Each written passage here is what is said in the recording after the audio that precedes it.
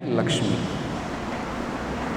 So later on, Yagna and Lakshmi were married because they are eternally related soul, the Supreme Personality of Godhead and his consort, Mother Lakshmi.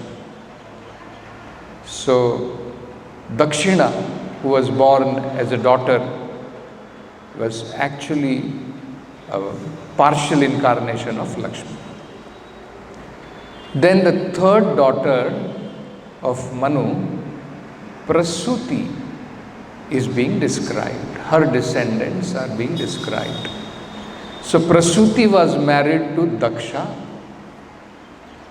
and through Prasuti, Daksha begot 16 daughters. And those 16 daughters' descendants are being described here. Out of 16 daughters, 13 were given to Dharma. And one of them we saw was Murti. One of the wives of Murti, of Dharma, was Murti. So that was one of the daughters, through whom Nar Narayana Rishi, he appeared. The Lord personally appeared. The 14th daughter is being now described. Another 2 more daughters are there. They will be described in the few more verses to come. 14th daughter is Swaha, and she is married to Agni. So we can see that actually when we offer sacrificial sacrifices, and when that sacrificial fire is going on, whatever oblations we offer, we always say Swaha. That Swaha refers to the wife of Agni. It is not by itself that simply some name was invented. Understood? Why this word Swaha is there? Because she is an essential part of Agni. Wife is considered to be the better half of husband.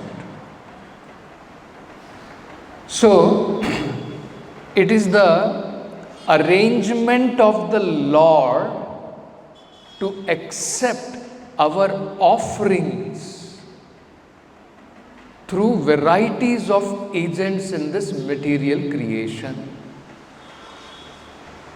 We have no direct access to the Supreme Personality of Godhead. The Lord accepts our different offerings in His varieties of different manifestations. Like, say, for example, we want to increase our devotion to the Supreme Personality of Godhead.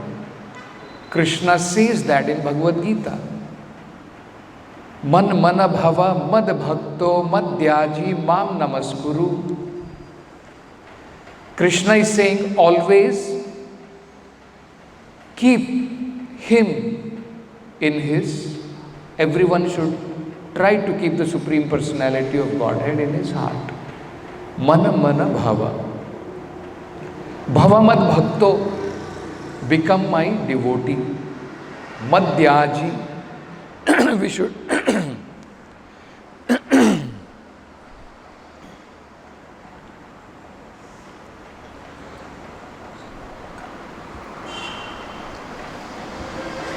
we should worship the Supreme Personality of Godhead. Mam namaskuru. and we should offer our obeisances. Now for these interactions to happen, some medium is required. We do not have direct access to the form of the Lord, that we can think of Him always, isn't it?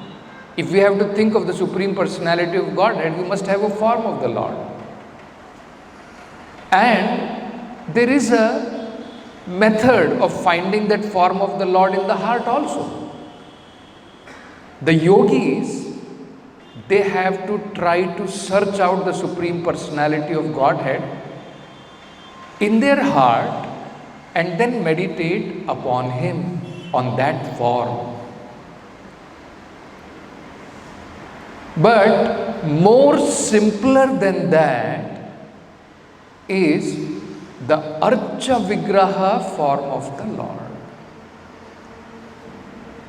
It is a mercy of the Supreme Personality of Godhead that we need not have to undergo a very difficult process of dhyana and then try to meditate on the form of the Lord.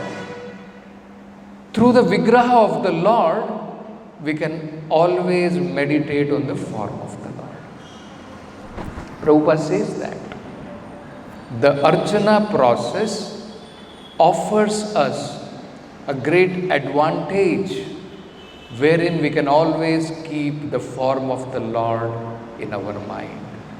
See, that is why these programs are very important. Jiva Goswami very mercifully gave us this parallelly with Sankirtana. Even though it is said in Kali Yuga, Sankirtana alone is enough to obtain perfection in life, the great acharyas, understanding the particular situations, circumstances, they advise us certain things which helps our progress, which accelerates our progress. So, in order to quickly purify our mind, Archana process is recommended by Srila Jiva Goswami. He says, Bhagavat Vidhi and Pancharatrik Vidhi should parallelly go together. And if our life is aligned to these two important limbs of devotional service, then our progress will be very fast. So that is how we find Bhakti Siddhanta Saraswati Thakur and specifically Srila Prabhupada gave us this great advantage of Sankirtana in association of devotees in front of the deities specifically. And all these great acharyas personally also worship the deities. We see the example of Sanatana Goswami, we see the example of Rupa Goswami, that when there was an opportunity, they installed very beautiful temples of the Lord in Vrindavan. And today, those temples are giving chance to hundreds and thousands of people to go have darshan of the deities, and wherever possible, wherever there is Shravanam Kirtanam going on, to hear about Krishna. So, in the deity form, the Lord accepts our offerings, our sevas. It is an opportunity for us that in our apprentice, we are given a chance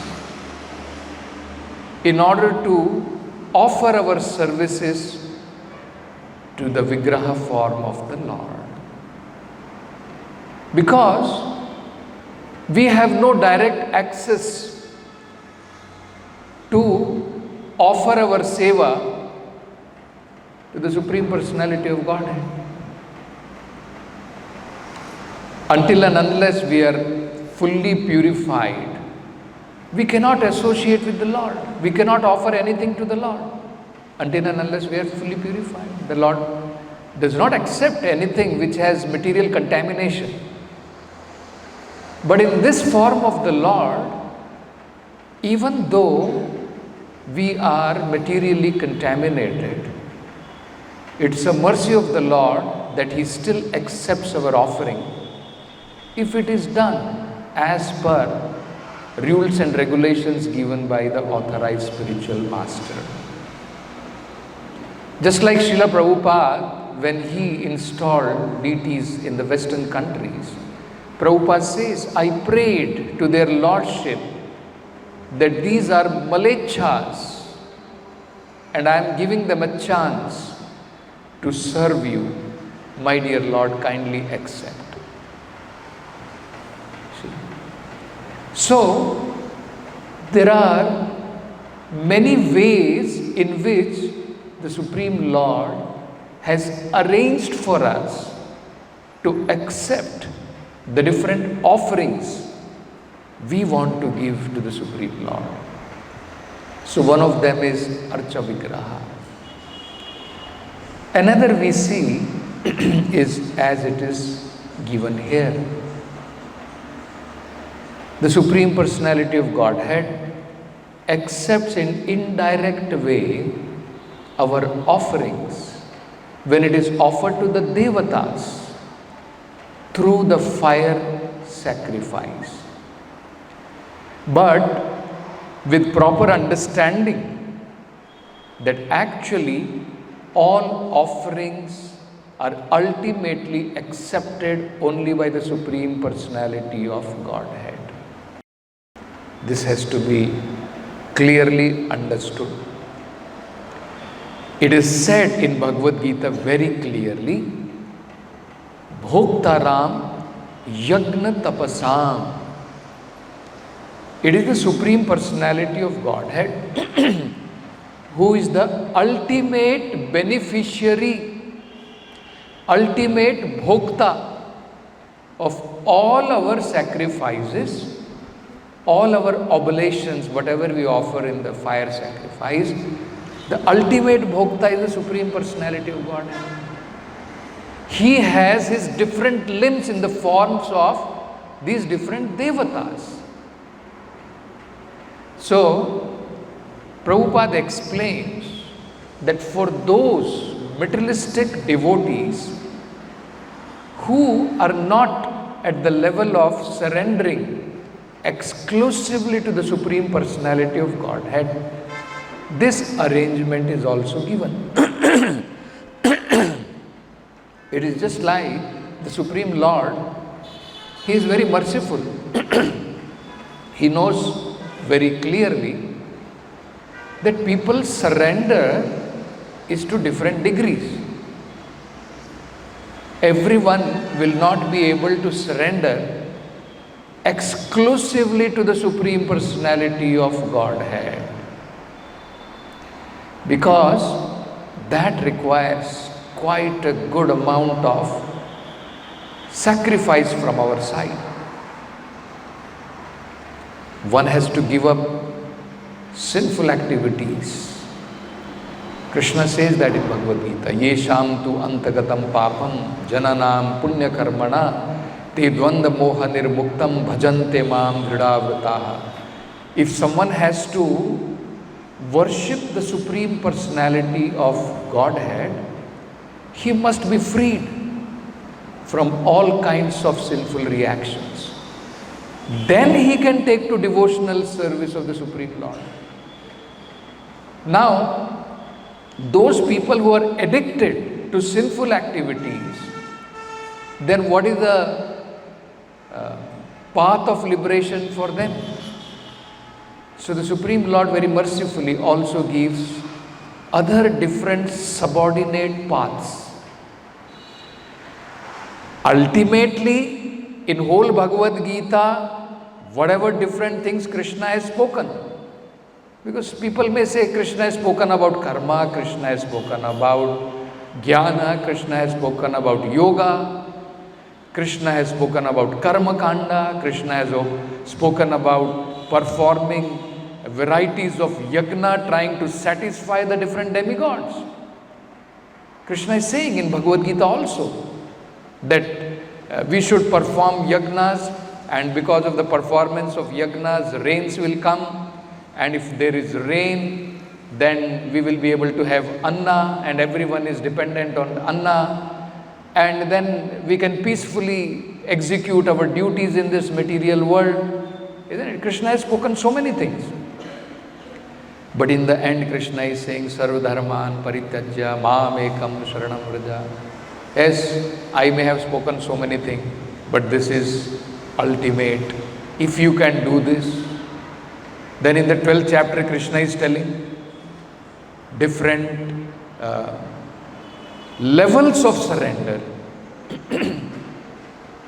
If you can completely think of Krishna 24 hours a day, that is the highest, Krishna is telling. If you cannot do that, Krishna is also telling, sacrifice your results to me.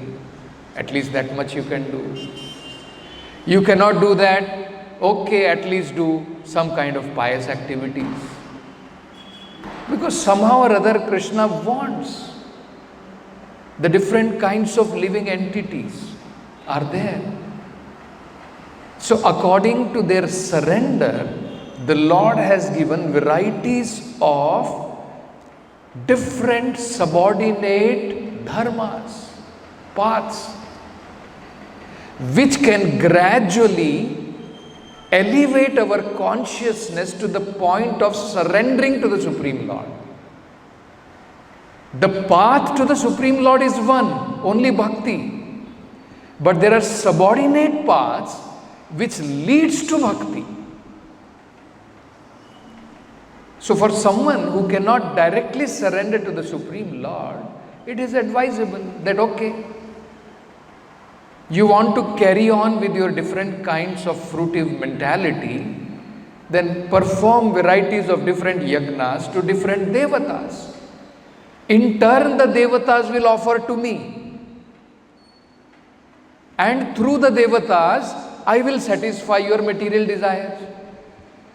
Devatas have no independence of satisfying the desires of the living entities. You see?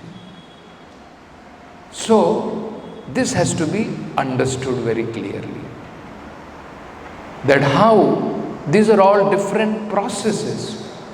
The Supreme Personality of Godhead, the Supreme Lord, has instituted in this material world for different level of consciousness of people. That's how we find there are so many different religions also, isn't it? Ultimately, the highest religion, Savai Pumsam Paro Dharmo Yato Bhakti Radhokshaje, that is greatest. That is the Paradharma. But everybody is not on the level of Paradharma to accept that. So then there are so many other religions you will find that, okay, if you cannot come to this point of worshipping Adhokshaja, then you can follow certain religion and then gradually come to the point of surrendering to the Supreme Lord. Just like few days back we were reading, one of the devotees was telling Prabhupada, there is, it is said in Christianity, hallowed be thy name. Hallowed be thy name. So Prabhupada is saying now, Jesus Christ said, hallowed be thy name. His name should be glorified. Unfortunately, you do not have the name of God. We are giving you the name of God. Why don't you accept? Prabhupada is telling very clearly. So that means they are meant to bring them to certain level to understand that there is God. And further when you try to understand, you will understand there is Supreme Personality of Godhead. He has His name, He has His paraphernalia, everything is there. He has His pastimes. And that is all described in Bhagavad Gita, Srimad Bhagavatam. Just like I'll read that, very interesting. Prabhupada is saying, this is very interesting prayer. Prabhupada is saying, very good prayer. Of course, it is not on the level of prayers given in Srimad Bhagavatam. Unalloyed prayers of the devotees. But Prabhupada is saying these are good prayers. Gradually they will be elevated. It is far better than atheists who are thinking there is no one above me. I am independent, I am God. At least he is accepting God is my supplier. That may not be the highest. The son keeps on asking his father, give me this, give me this, give me this. Prabhupada says that is not maturity of the son. When the son becomes mature, he understands without asking my father is supplying. Out of love. Child does not have to keep asking his father, give me this, give me this. Isn't it? When the son becomes mature, he says, my dear father, without my asking you have been supplying. Now please let me know how can I serve you. That is considered to be maturity. But Prabhupada appreciated even in other religions where somehow or other they were praying to God. So I'll read this, very interesting. Prabhupada is saying. Pushta Krishna. He said, this is about Jesus Christ, what he said. Our Father who art in heaven, hallowed be thy name.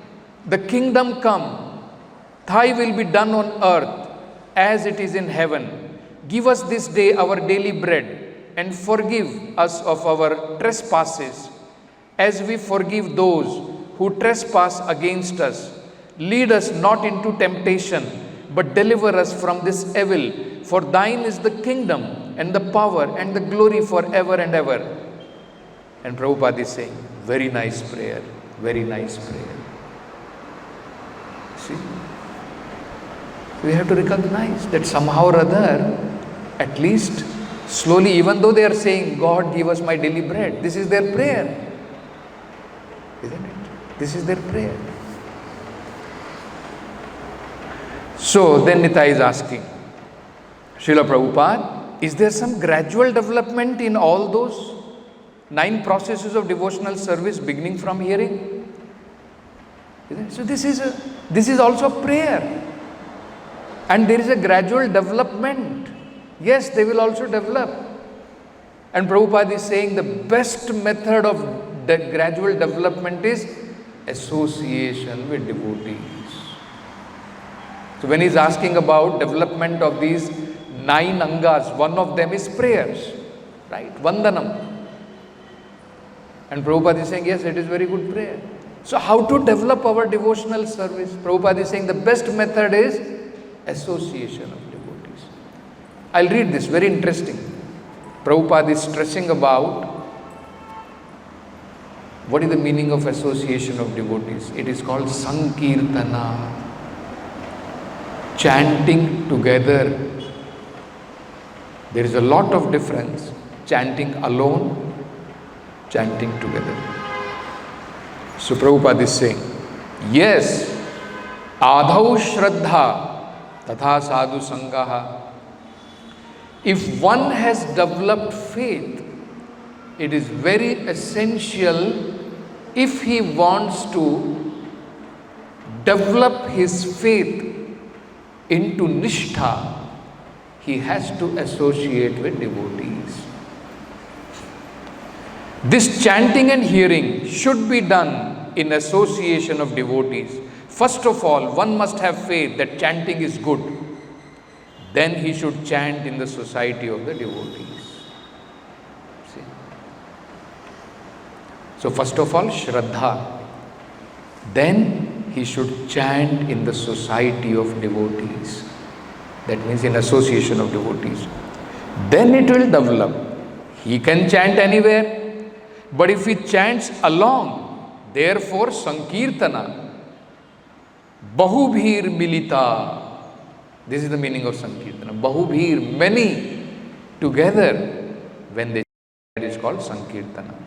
Many devotees chanting together, that is called Sankirtana. So our movement is Sankirtana movement. Many devotees together would chant the holy name of God. Then it is very quickly successful. Just like a person, and then Prabhupada is giving an example. See, this is very interesting. This is not just theory. Prabhupada is giving the proof. Bhakti means theory and practical. Practical example we can take here. See. Just like a person who comes to our center in the association of devotees, after few weeks he also becomes devotee. Is it not a fact? Is it not a fact? Isn't it? We have seen devotees who were addicted to tea, coffee, just within few weeks they get the strength to overcome and give it up. Is it not the effect of association of devotees? That has to be understood. Quickly, and there are many others, they are seeing that there is a group like this, but because they do not come, they do not understand. Many people are seeing that actually ISKCON is an association. Prabhupada has given the association of devotees. But still they do not take advantage. So they do not understand. Therefore, the quick development process is to execute devotional service in the association of devotees, sadhu sangha. Sadhu sangha, sarva shastra koi. Love matra sadhu sangha, sarva siddhi hoi. Chaitanya Mahaprabhu says sadhu sangha, association of devotees, is very important. Even for a moment, if there is association, immediately comes to the path of perfection. So, if you actually remain a sadhu, then Prabhupada is telling to devotees. This is also another very important thing. We should not be, just like Daksha is criticizing Narada, don't be a devotee in dress only. Just by changing dress, no one becomes a devotee. So we should not be sadhu in dress only. So Prabhupada is saying here, if you actually remain a sadhu devotee, anyone who will come with your association, he will be perfect by association. Means this process of perfection will begin immediately. So we'll stop with this. Granthra Srimad Bhagavatam ki jai. Jagat Guru Srila Prabhupada ki